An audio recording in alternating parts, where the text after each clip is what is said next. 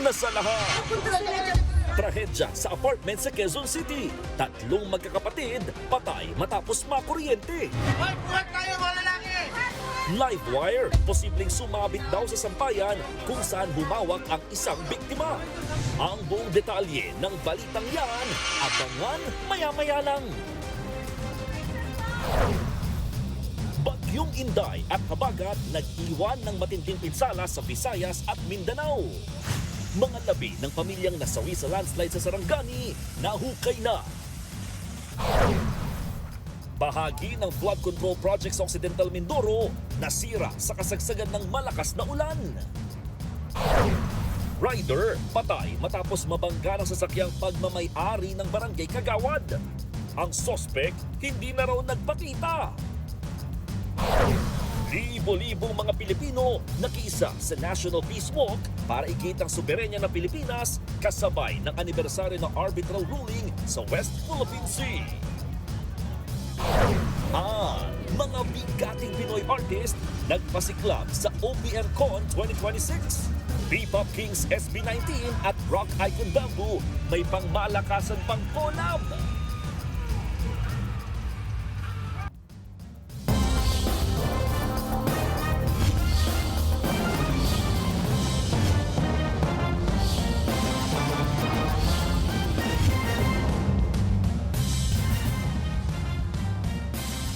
Magandang hapon, Pilipinas. Ito po, sensitibo po ang aming unang ibabalita. Nasawi ang 3 magkakapatid sa kanilang apartment sa Quezon City matapos makuryente. Hindi pa malinaw ang sanhi ng pagkakakuryente pero isa sa mga tinitingnan ay ang kable na posibleng sumapit daw sa kanilang sampayan. Nasa frontline ng balitang yan, si Dave Abuel. Bakit napunta sila dyan, kuya? Nakadapa pa sa tila balkonahe ang 3 magkakapatid na yan nang datnan ng mga rescuers sa inuupahang apartment sa Barangay Pinyahan, Quezon City nitong Biyernes. Hoy, buhat kayo mga lalaki! Unang nailabas ang babaeng pangalawa sa magkakapatid na edad 15 anyos. Pansin na tila may lapnos siya sa muka. Baba nyo na yan! Nang maihiga siya sa stretcher, nakitaan din siya ng tila lapnos sa may bandang tiyan. Magkasunod namang naialis ang 19 anyos na lalaki na panganay sa magkakapatid at 12 anyos nilang kapatid na babae. Sa inisyal na investigasyon ng mga pulis, lumalabas na nakuryente ang magkakapatid. At itong pangalawa sa magkakapatid ay lumabas para kunin yung kanilang sinampay. However, bigla daw siyang sumigaw ng napaaray.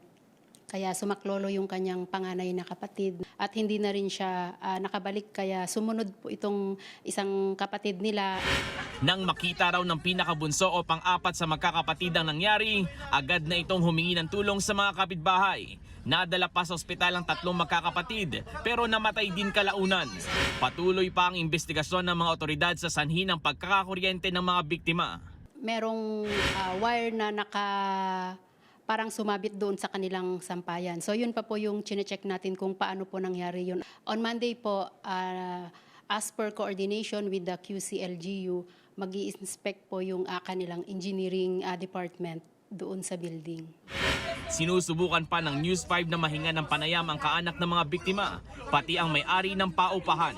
Nagbabalita mula sa frontline, Dave Abuel, News 5.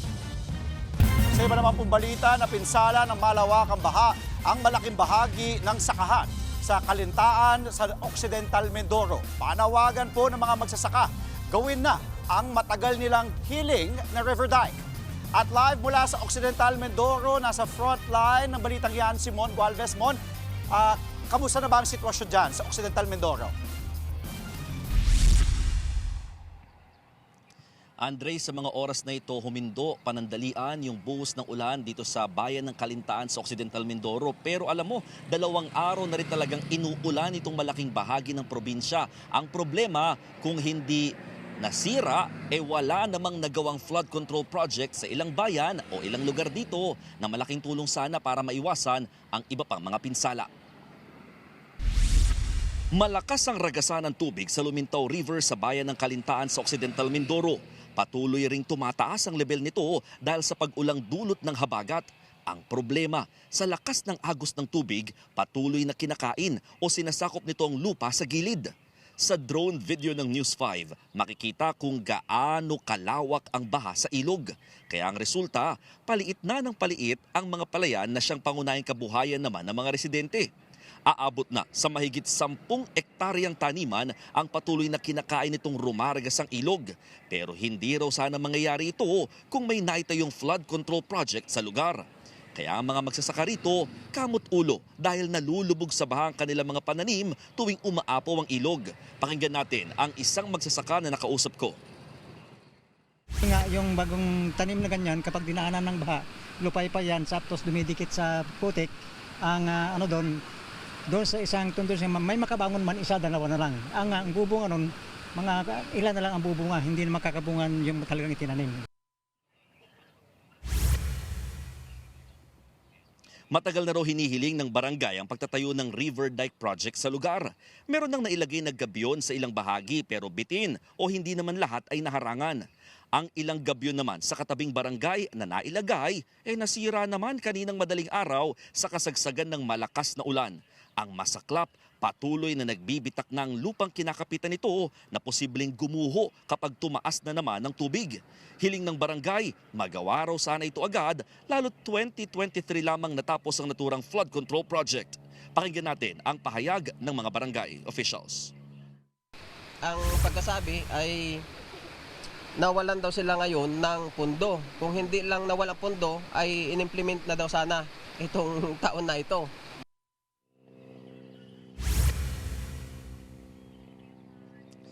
Andre, kahapon lamang nakalabas na nga ang bagyong Inday pero patuloy na nararanasan naman yung habagat nito. Ayon sa ulat ng Pag-asa, magdadala pa rin ito ng malawakang pag-ulan sa malaking bahagi ng Luzon at Visayas. Inaasahan din ang madalas na pag-ulan sa Zambales, Bataan at dito nga sa Occidental Mindoro. Samantala, bukod dito sa bayan ng Kalintaan, meron pang 5 bayan na nakapagtala ng mga pagbaha. Bagamat minor lamang daw pero ito ay sa bayan ng San Jose, Magsaysay, Rizal, Sablayan at sa Lubang Island dito pa nga rin sa Occidental Mindoro. So far, kapag nagtuloy-tuloy na yung hindi pagbuhos ng ulan, maaaring magtuloy-tuloy na rin daw o yung unti-unting paghupa ng baha at pagbaba rin ng level ng tubig dito sa mga ilog. Andre. Mon, tumigil na nga yung ulan, nakalabas na yung bagyong Inday na banggit mo, pero labis po na naapektuhan dyan ang sektor ng agriculture, yung agrikultura. May update na ba tungkol dun sa halaga ng pinsala rito? Kasi ang laking epekto talaga nito sa mga magsasaka dahil lumulubog yung kanilang mga pananim. Tama ka dyan, Andre. The fact na itong Occidental Mindoro ang rice granary ng buong Mimaropa region. Kaya naman talagang malaking bagay dito yung mga pananim, lalo na ng palay. Ang problema, karamihan sa mga taniman dito, yun nga, nalubog sa baha. Kaya naman sa report ng Provincial Disaster Risk Reduction Management Office, patuloy sila nagka-gather ng mga information pero may isang bayan na nakapag-report sa kanila na heavily affected. Aabot sa 10 milyong halaga ng pinsala ng mga tanim na palay ang talagang nasira at hindi na mapakinabangan pa. Ngayong gumaganda na kahit paano or maaliwalas or hindi na bumubuhos yung ulan, nag-aantay na sila ng other reports mula naman sa mga ibang bayan na naapektuhan din lalo na yung kanilang mga tanim. Andre. Yung mga bilang naman ng mga residenteng nailikas na at ngayon ba may evacuation center? Saan sila nanatili ngayon? Yung mga naapektuhan nga ng mga pagbaha dyan?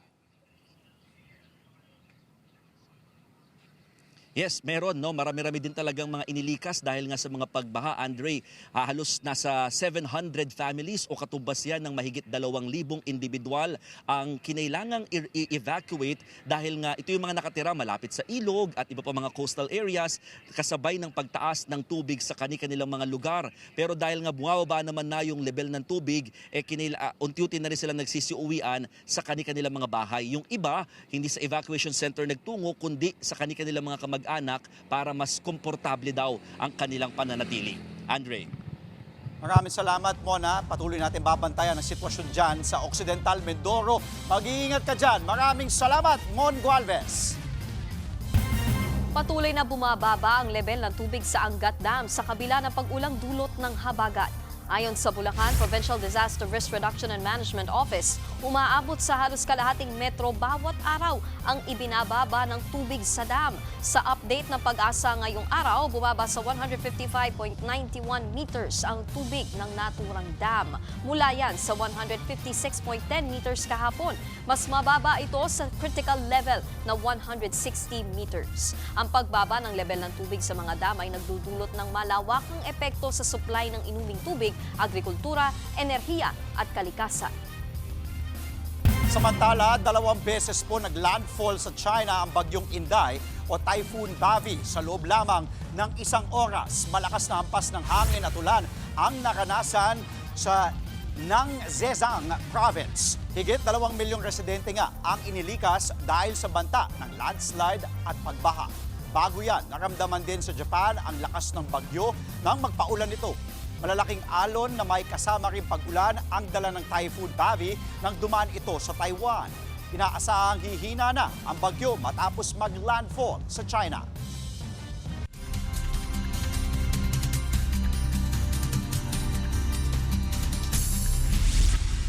Weather update tayo mga kapatid. Nag-landfall na nga sa China yung bagyong may international name na Bavi. Ito po yung dating bagyong Inday. Kasabay po niyan, humihina na rin po yung epekto ng habagat sa ating bansa. Pero nagdudulot pa rin po ito ng mga pagulan at posibleng thunderstorms, particularly sa kanlurang bahagi ng Luzon at kanlurang bahagi ng Visayas. Samantalang, panibagong low pressure area ang namataan ng Pag-asa sa layong 1,800 kilometers east ng Eastern Visayas.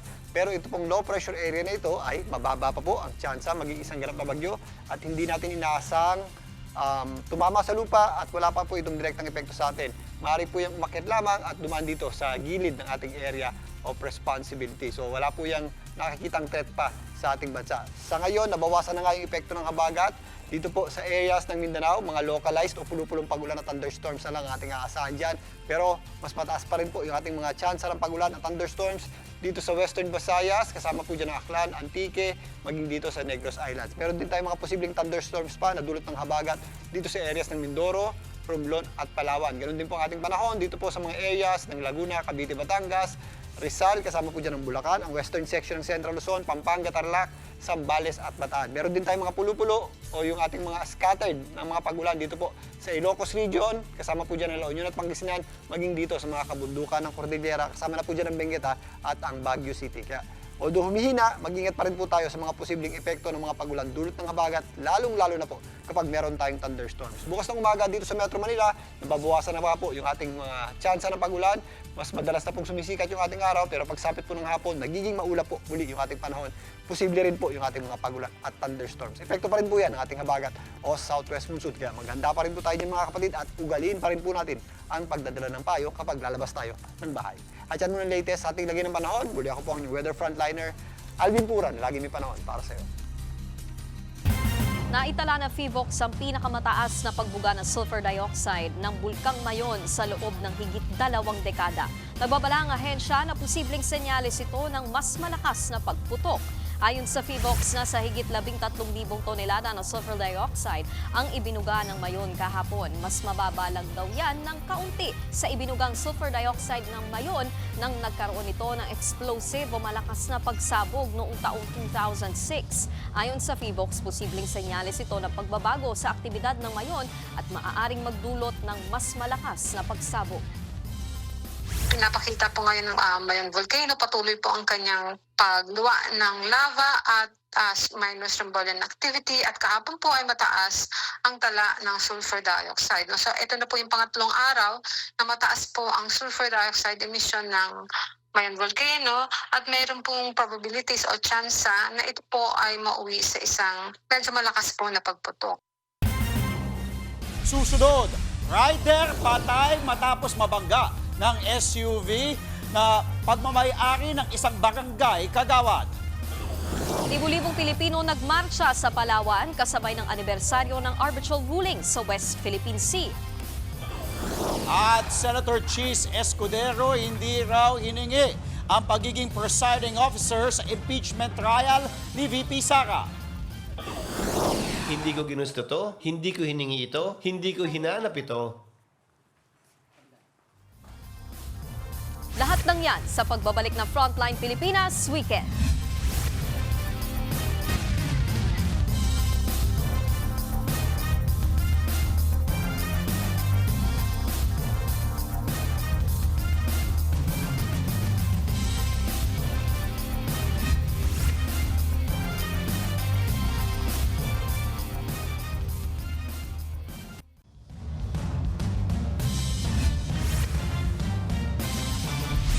Sumiklab ang sunog sa ilalim ng isang tulay sa Congressional Avenue sa Quezon City.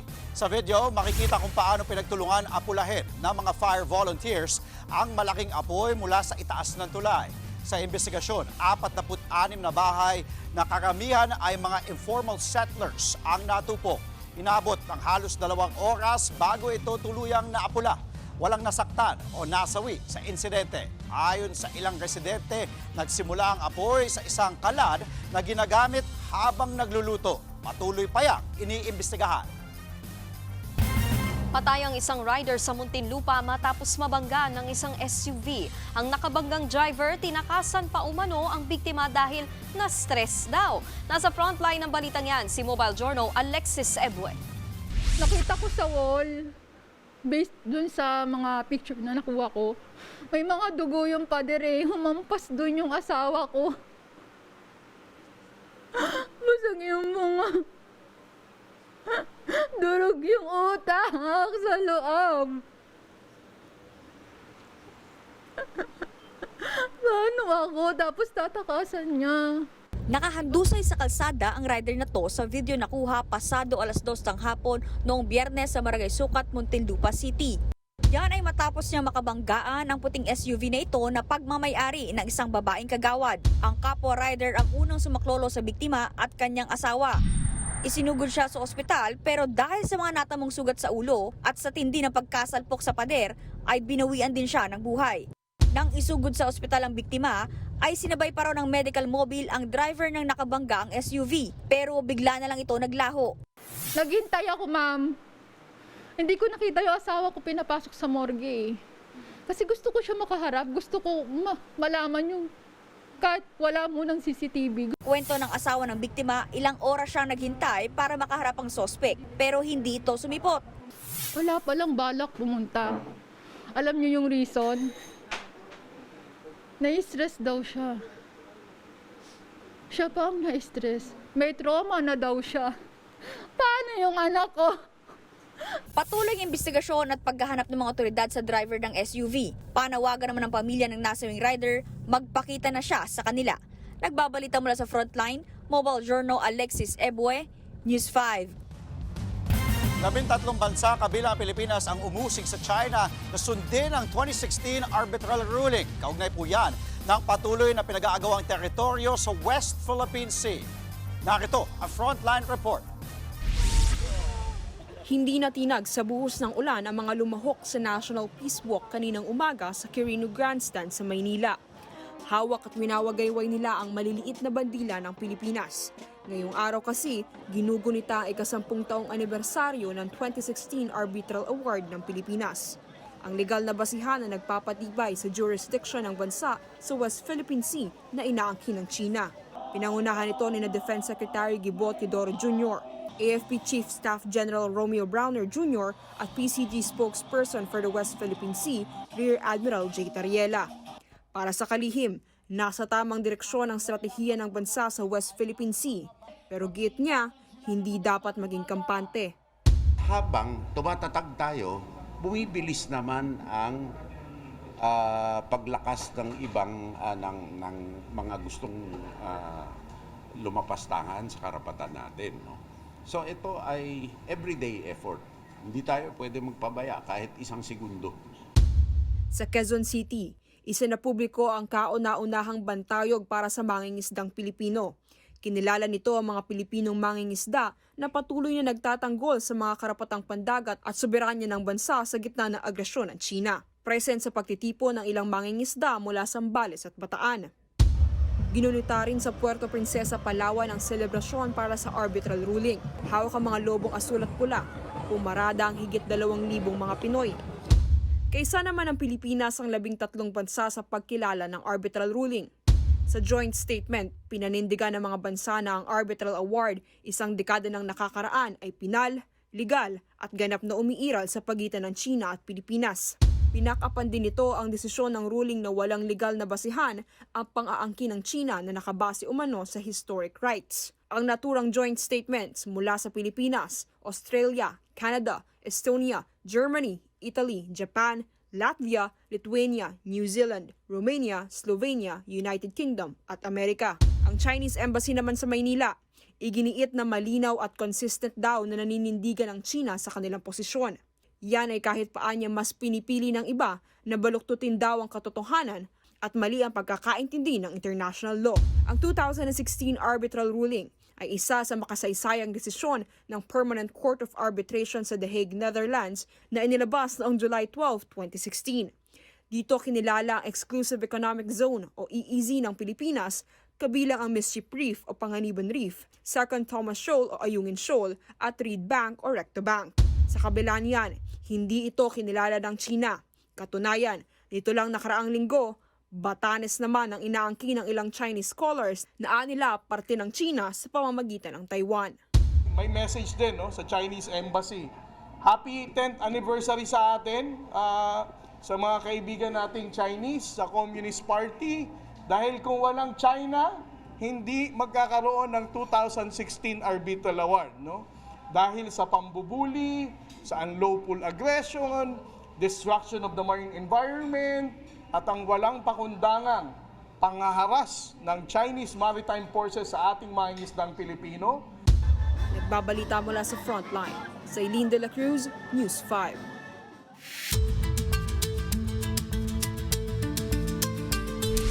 Nilinaw ni Senator Chis Escudero na hindi umano niya hiningi ang pagiging presiding officer sa impeachment trial ni Vice President Sara Duterte.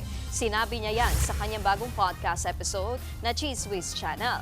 Sa kabila niyan, iginiit ni Escudero na hindi niya kayang talikuran ang responsibilidad na itinalaga sa kanya ng mga kapwa-senador. Kung matatandaan, sa botong 12-8 ng Senate Impeachment Court, pinili si Escudero bilang presiding officer.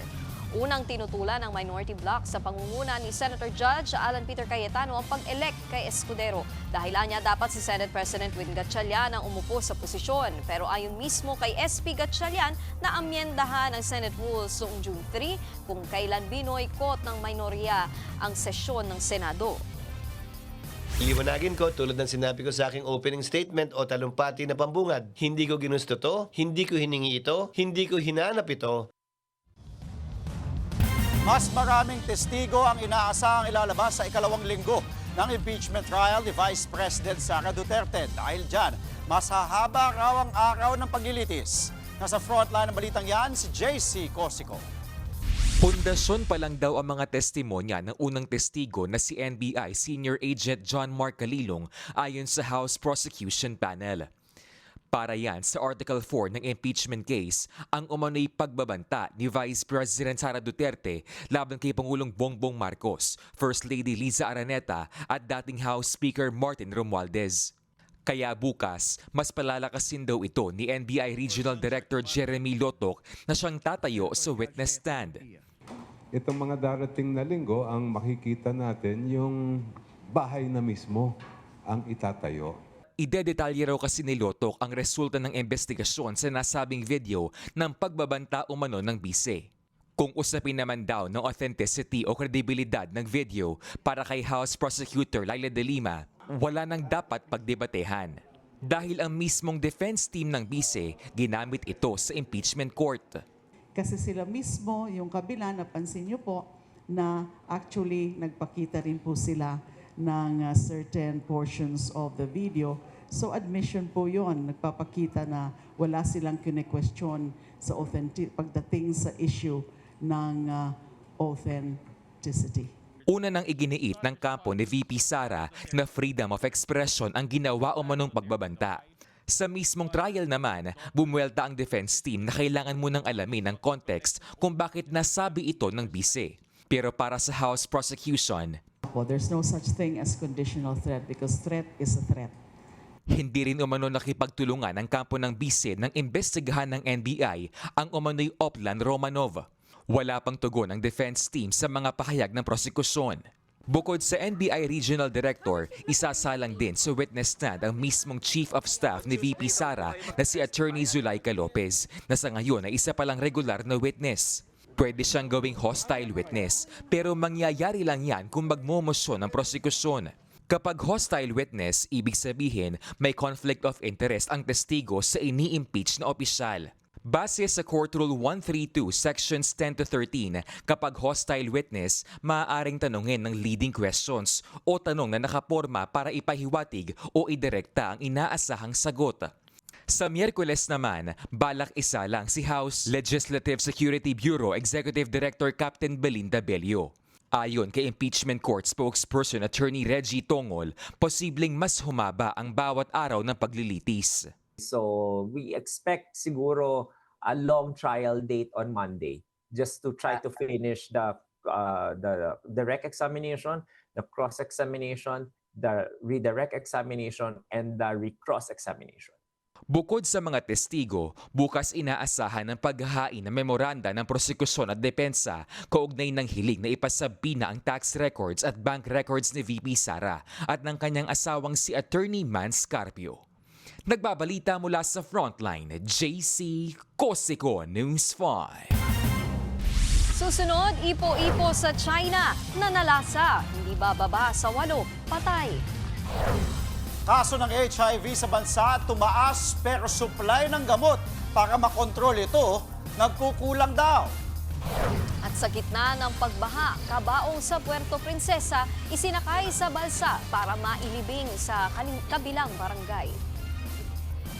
Mga kapatid, huwag po kayong bibitiw. Magbabalik ang Frontline Pilipinas Weekend.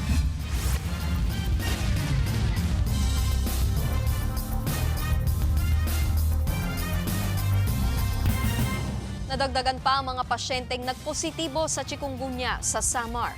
84 na residente ang nahawaan ng sakit sa bayan ng Gandara. Agad na isinailalim sa Code Red ang 2 apektadong barangay. Pinaigtindi ng lokal na pamahalaan ang pagsugpo sa breeding sites ng mga lamok. Na-detect ang pinakaunang kaso noon sa probinsya noon pang Mayo. Ang chikungunya ay isang nakakahawang sakit na kukuha ito sa mga kagat ng lamok. Posible itong magdulot ng pananakit ng kasukasuan na aabot ng ilang buwan. Patuloy ngayong minomonitor ang higit 60 iba pang barangay sa Gandara para hindi na kumalat pa ang sakit. Ng baho ng kasong usurpation ng Ombudsman si dating OWA Administrator Arnel Ignacio. Kaugnay pa rin ito ng kontrobersyal na pagbili ng ahensya sa 1.4 billion pesos na halaga ng lupa. Ayon kay Migrant Workers Secretary Hans Leo Kakdak, lumabas sa investigasyon na pinirmahan ni Ignacio ang kontrata at paglabas ng pondo ng walang pahintulot ng OWA Board of Trustees. Na-dismiss naman ang mga reklamong Anti-Graft and Corrupt Practices Act, Malversation of Public Funds at Anti-Plunder Act na isinampa nila laban kay Ignacio. Pero iapela pa raw nila ito. Ininspeksyon ni Pangulong Bongbong Marcos ang isinasagawang rehabilitation sa Navotas Fishport Complex ngayong linggo. Sinalubong siya ng mga fish trader at fish porter o patilyos. Kasama sina DA Secretary Francisco Tiu at alkalde ng Navotas, inikot ng Pangulo ang Markets 1 at 2 at inobserbahan ang operasyon ng fishport. Target ng rehabilitasyon na gawing moderno ang mga pasilidad at gusali sa itinuturing na pinakamalaking bagsakan ng mga isda sa bansa. Oras na matapos ito, umaasa ang pamahalaan na palalakasin ito ang food security sa Pilipinas.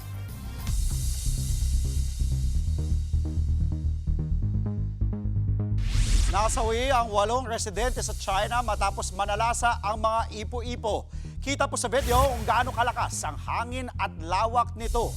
Nasira at nabasag pa nga ang mga bintana ng ilang kainan dahil dyan. Ayon sa report, kasunod ng matinding baha, bunsod ng nagdaang Typhoon Maisak, nagkaroon ng 2 ipo-ipo sa Hubei. Sa kabuuan, 39 ang nasawi ng dahil sa bagyo habang daan-daan naman ang sugatan. Maniit ang mundo para sa ilang taga-Tondo. May mga pamilyang pilit pinagkakasya ang kanilang mga sarili sa iisang bahay. Masikip, marumi, delikado. Ang kwento, dokumentado ni Ruth Cabal.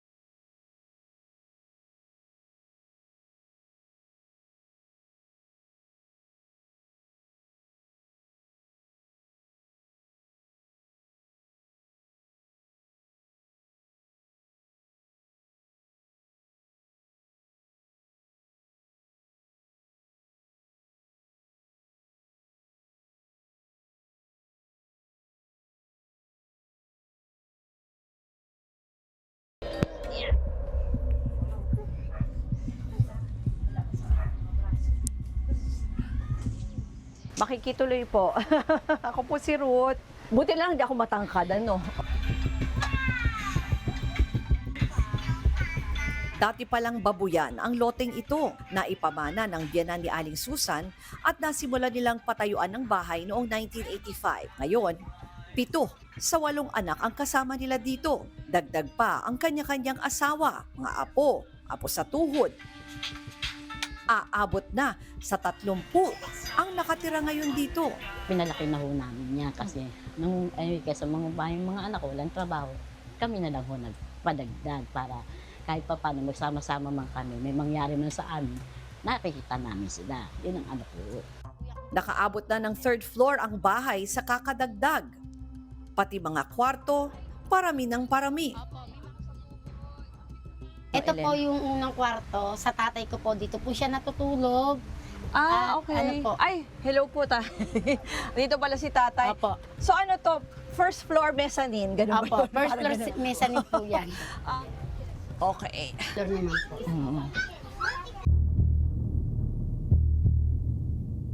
Ito ay isang kwarto pa lang ng second floor. So dito meron din kayo mga sarili nyong mga hugasan, lutuan.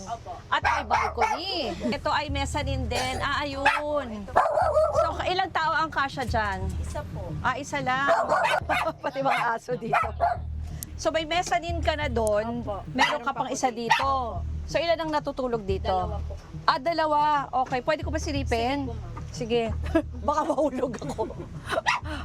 Aba, kailangan pala magaling-galing kang dito. Naku, ang dilim. Okay, paano ko aakyat, kuya?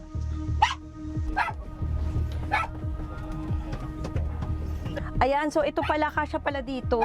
Pwede pala humiga dito. Ayan. So galing tayo, tayo dun sa hagdan. So, kasya naman. Huwag ka lang yung magugulat. Baka maumpog. Kailangan palang matibay yan. Kailangan ka pala kondisyon ka dito. Naku naman. Sige, so paakyat na tayo sa 3rd floor ng kanan naman. 3rd floor, okay. Kasi may unit sa kaliwa, may unit sa kanan. Ay, sorry. Okay. Diyan na. Okay. Ang hirap pala nito, parang hindi mo alam kung saan kakakapit eh. Teka lang. Okay. Ayan. Wala naman. Ayaw na. Asan na tayo? Ito kanan. Ito po yung kwarto namin. Ilang kayo dito? Bali, 5 po kami dito. Yung isa pong anak ko, may asawa na rin po nasa Malate. Okay. Naku, hawak pa niya yung bata. Okay. Ito po yung karugtong. Yeah.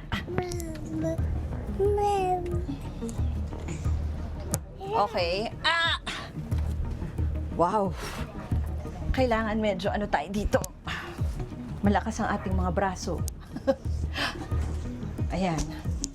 Ay, ang liit ng ng pasukan. Okay. Yeah. Ayan po. Ito ang pinakabubong na po namin sa ito ang terrace. Pag wala kaming kuryente, dito kami tumatambay para presko po. Oo. Kita mo rin pala yung mga matataas din yung ibang bahay, Opo. Oo. Baba mo na yan, Neng! Wow!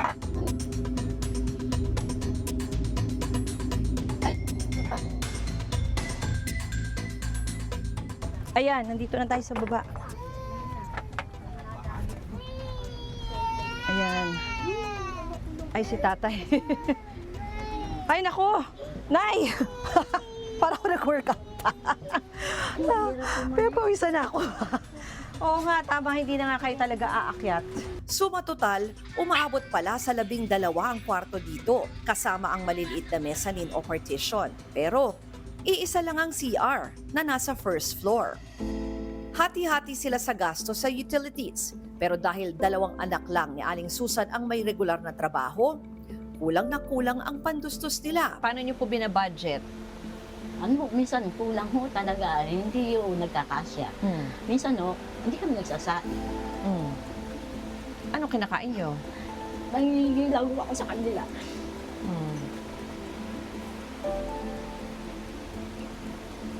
Kasi kulang talaga yung 2,000 kung tutusin.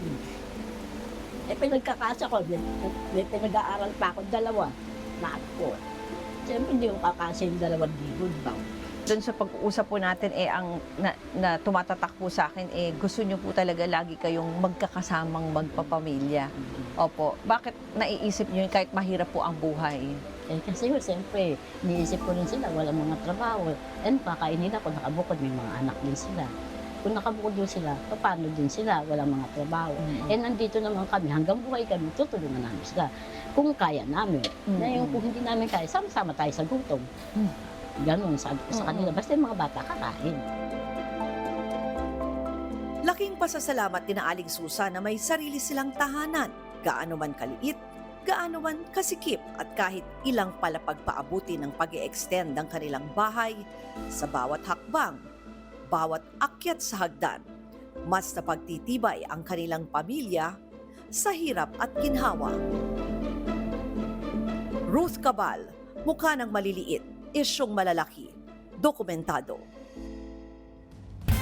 Tinali sa kawayan, binalot ng karton at isinakay sa balsa. Ganyan ang ginawa ng isang pamilya sa kanilang yumaong kaanak para lang madala at mailibing sa Puerto Princesa City. Sa kabila po ng masamang panahon, pinagtulungan ng pamilyang yan na maitawid sa ilog ang mga labi ng kanilang yumaong mahal sa buhay. Ililibing nila ito sa kabilang barangay, pero bago makarating sa sementeryo, kinailangan nilang tawirin ang mataas na level na tubig sa ilog. Panawagan nila sa lokal na pamahalaan maglagay na ng tulay para mabawasan ang kanilang hirap sa pagtawid patungo sa bayan. Susunod, Alex Ayala, mainit na sinalubong sa pagbabalik Pinas matapos ang makasaysayang Wimbledon campaign. At ang eksklusibong panayam ng News 5 sa Legally Blonde star na si Elle Woods. Elle, may inamin! There are days that I fully thought I was crazy for going this career route. Tuloy-tuloy ang balitaan sa Frontline Pilipinas Weekend.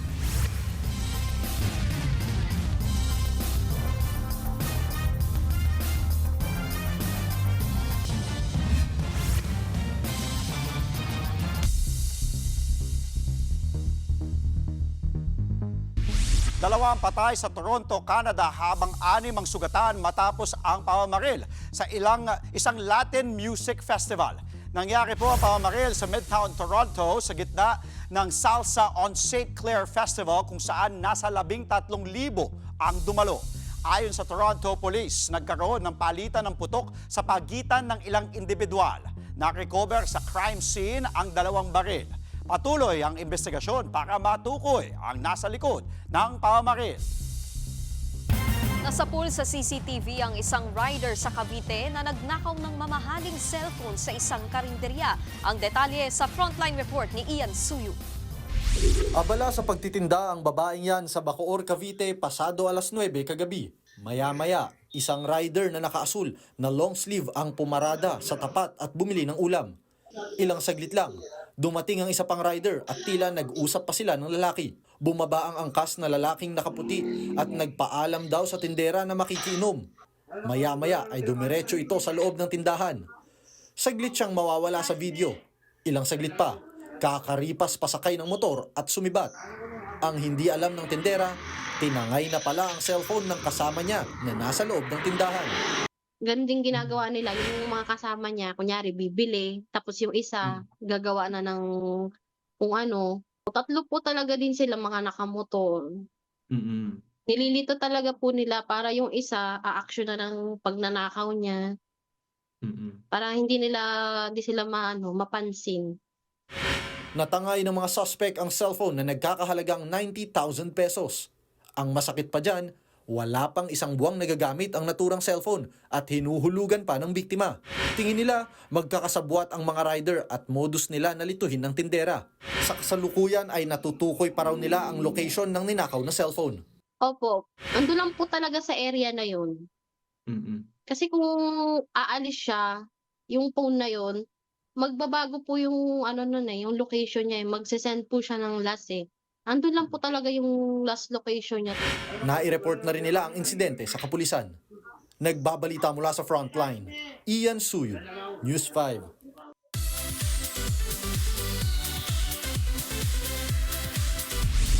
Pumatok online ang series na Elle na siyang umikot sa istorya ng kikay na lawyer. Ang series, prequel ng iconic movie na Legally Blonde. Ang gumanap na Elle Woods, eksklusibong nakakwentuhan ng News 5 sa Frontline Report ni MJ Marfori. What? Like it's hard? Hard talaga. Pero kinaya ng malala ni Lexi Minitry na siyang tagapagmana ng karakter ni Reese Witherspoon na si Elle Woods ng Legally Blonde.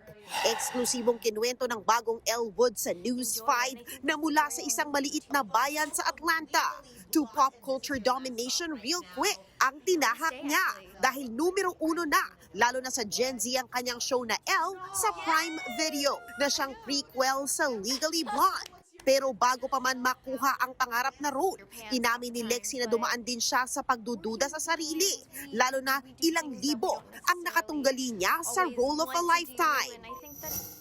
There are days that I fully thought I was crazy for going this career route, and I think that I have a very normal upbringing. My parents are accountants. I'm from the suburbs of Atlanta, and I mean, I hope that people see my story and realize, oh my God, if it happened to her, it could happen to me.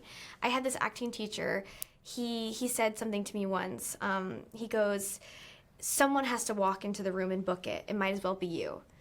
And I feel like, I mean, obviously that applies to actors, but it can apply to anyone. Just go for your dream, have the audacity, because why not you? Why not? And just go for it 100%, and you never know what might happen. Ang Legally Blonde ay hindi lang nagsulong ng pink trend sa mundo. Tinataguyod din ito ang women empowerment at confidence ng kababaihan. Bagay na natutunan ni Lexi sa kanyang karakter. I love how much she believes in herself and how much she forgives other people and herself for making mistakes. I think we all need that. I mean, we're human beings. We do things that we don't necessarily always want to do, and I think that it's good to kind of give everyone grace, including ourselves. Kaya naman hindi lang pink na damit at fashion ang ipinapakita ng karakter ni Elle Woods. Paalala rin ito na ang tiwala sa sarili at kabaitan ay hindi kahinaan. Isa pa sa pinakatumatak kay Lexi, ang pagmamahal na natatanggap ng serye mula sa mga pamilya at kabataan sa buong mundo. Well, for me, the thing that's been most fulfilling is hearing from people, some people that I know, some people that I don't, of all the watch parties with the little girls, doing a little Elle watch party. And I'm like, that's what Elle's all about, bringing people together, bringing families together. I've heard families being like, this is the first show in a while that I can watch with my family, and everyone can enjoy it. And I think that's the joy of the movie too. It can be enjoyed by everyone, and that's really special. At magandang balita para sa mga fans, tapos na rin ang produksyon ng Season 2. Gaya na lang ng mga Pilipinong nagsusumikap na may marating sa mundo. Pinatutunayan ng Elle na hindi lang swerte ang susi sa tagumpay, kundi ang tapang na sumubok at maniwala sa sarili. Showing na ang Elle sa Prime Video. So nice to see you again. Nagbabalita mula sa Frontline. MJ Marfori, News 5. Mga kapatid, lumipad sa nauusong bagong adventure ang Paramotor at ang mga trending na eksena ng Irrigation Queen ng Cotabato. Yan at iba pang tampok sa top 5 mga kwentong Mark Logan ang dapat niyo pong abangan mamaya. Kung hawak mo na ang beat at timplado na ang ihip ng hangin, tara sa adventure ng paramotorista. Higpitan lang ang hawak at bitawan ang kaba dahil hindi ito sasakyang sasayad sa kalsada, kundi sa kalangitan. Baka ikaw ay bumalandra. Hate niya ang makulimlim na mundo. Si Haring Araw kasi ang BFF niya dito. Magka-bonding pero hindi buong gabi dahil araw nga ang kailangan niya para lumikha ng kanyang obra maestra. Kadalasan, gabi na nga, amoy araw pa rin siya. Sa ilalim ng tubig, may kaganapan. May underwater bardagulan, kaya swimming gears ay ihanda at pigilin na ang paghinga. Kung ang iba kasi ang hockey, sa yelo ang tagpuan, dito naman sa ilalim ng tubig ang banggaan. Andyan na si Inang Reyna, ang promotor ng Kuwela. Ang hobby ay magmukbang for the road. Sa kanyang kahariang inaanod. susunod. Siya na nga at wala nang iba pa. Mula umagahan, tanghalian at gabihan, irigasyon ng daan para sa pudang ganahan.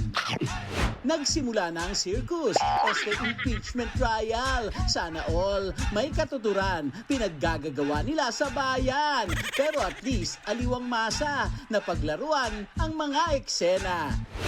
In the interest of justice, sabi nga nila, sometimes rules are not sacrosanct. Ay, ang sarap niyan, croissant. Ano, Tito Sen, yung ham and cheese, panalo po. Palibasa na uso ang Latin, may kabaliktaran din sa kinote ni Senator Soto, expressio unius est exclusio alterius. Ay, wow! Kung may croissant si Tito Sen, may pakape, may pa-espresso si Senator Amy. Nagbabalita mula sa Frontline, Mark Logan. At congratulations sa ating kapatid na si Mark Logan. Isa po siya sa pinangalanang top 5 journalists of all time sa second Asia-Pacific top-notch men and women achievers. Kuya Mark, congratulations sa'yo. Samantala, susunod po, Alex Ayala, spotted sa concert ni Bad Bunny sa Stockholm, Sweden. At Kings of P-Pop na SB19 at rock icon Bamboo, pasabog ang performance sa OPM Con 2026. Kapatid, tuloy-tuloy ang balitaan dito sa Frontline Pilipinas Weekend.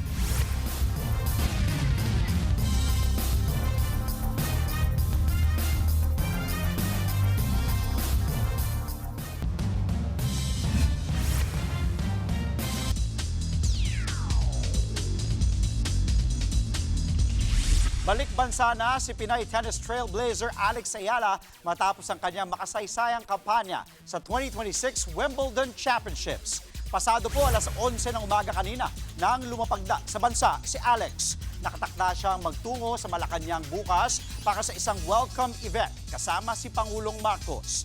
May pagkakataon naman ang fans na makasama ang tennis star sa Miyerkules para sa isang meet and greet event sa isang mall. Samantala, bago umuwi ng bansa, nag-party girl mode muna si Alex sa concert ni Puerto Rican singer-songwriter Bad Bunny sa Stockholm, Sweden. Ibinahagi yan ni Ayala sa kanyang Instagram story kung saan naka-face-to-face pa niya ang Grammy Award-winning artist.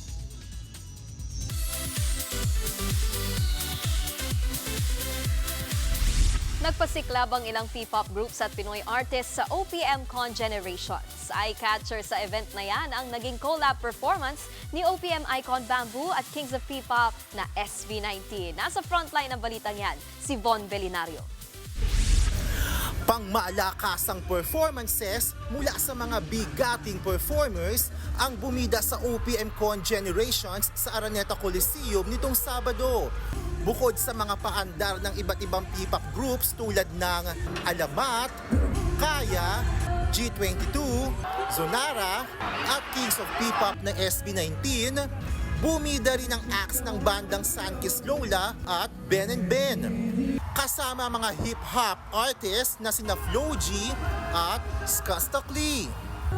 Mas dumagungdong ang buong The Big Dome sa mga surprise at power collaboration ng mga OPM act.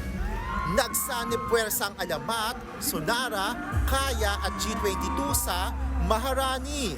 Napa-nostalgic vibes naman ng Araneta sa collab ng Kaya at ni Sam Concepcion sa kantang Dati. Parang hinara na rin ng fans sa pagsasama ni Chito Miranda ng parokya ni Edgar at Flo G.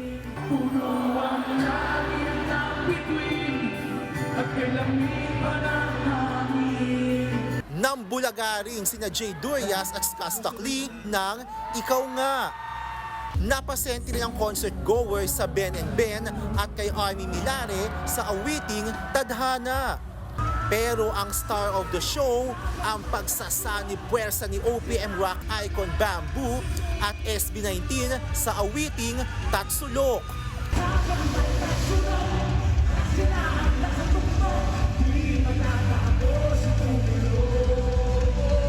Kaya naman after niyan, ang SB19 nagpasalamat na in advance sa support ng kanilang fans. partikular na sa kanilang magiging performance para sa musical festival na Lollapalooza. Yung cheer nyo ngayon, alam namin na maririnig namin yan dito sa Pilipinas pag nag-perform na kami sa Lollapalooza. Maraming salamat po. Agad, in advance, Pilipinas, pero kahit wala kayo physically, nagkamang po namin sa mga maraming salamat kasi habang support sa OPM. Magpe-perform ang SB19 ngayong July 31 sa nasabing music festival sa Chicago sa Amerika. Nagbabalita mula sa Frontline, Von Belinario, News 5. At yan ang mga impormasyong dapat ninyong malaman, mga balita para sa may alam at may pakialam. Kami po ang inyong mga kapatid sa Balitaan at Public Service. Walang iwana sa Frontline Pilipinas Weekend.